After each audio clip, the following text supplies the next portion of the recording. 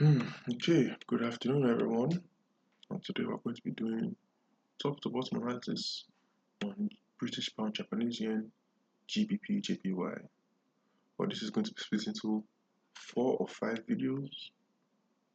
So let's get started. And today we're going to start by identifying our zones. So what are zones? Zones are support and resistance levels on higher time frames. Zones are support and resistance levels on higher time frames. If zones are support and resistance levels on higher time frames like the daily time frame, the weekly time frame, and the monthly time frame, then what are support and resistance levels? Support and resistance levels are regions of price, or you could simply call them a particular price, or call them a region because of the way our display is. So support and resistance levels are essentially a particular price or a region in price, a range of price. That price either doesn't go past or doesn't go below. For example, we have this.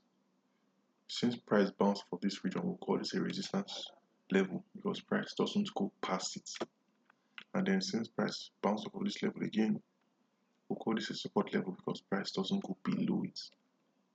Now price passed through this resistance level and I came back and bounced off of it. So now resistance has become support because the region that price could no longer pass through, now price can no longer pass below, allowing it to turn into a resistance to support level. So that is how we identify our resistance levels and our support levels, and consequently also how we identify our zones. We have something of a zone there, but it's not very valid, so let's not bother. Okay, so let's zoom out a bit. We're currently at a monthly time frame, so let's see what else do we have for zones on the monthly time frame. We have a zone here. It's a monthly zone.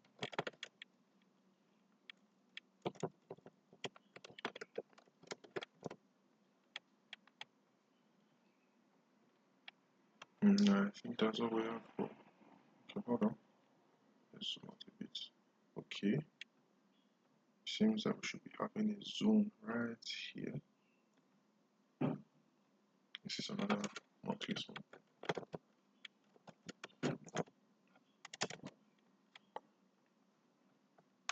And then this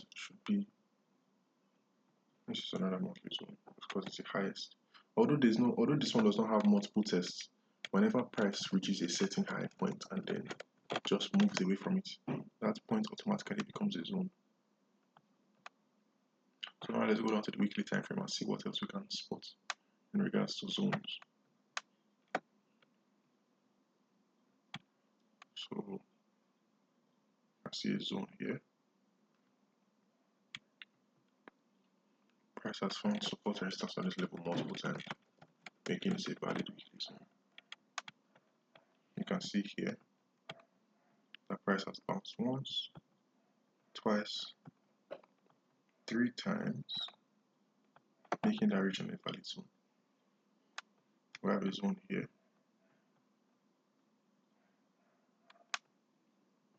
It's a weekly zone. Because we can very easily see, let's delete this first. You can see that price was resisted at this level, then came back up and was supported by that same level.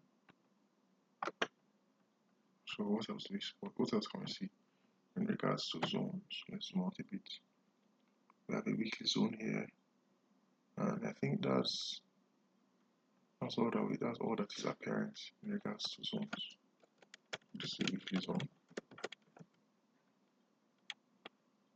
I think we have another zone here. We have another zone here. This is another weekly zone. Don't get too concerned with how clunky the chart becomes because after trying out the zones. Because currently we're on the weekly time frame, and once we go down to the daily, the 4 hours, and the 1 hour time frame, you realize that the space, what seems like such a tiny space between these guys, is much more significant.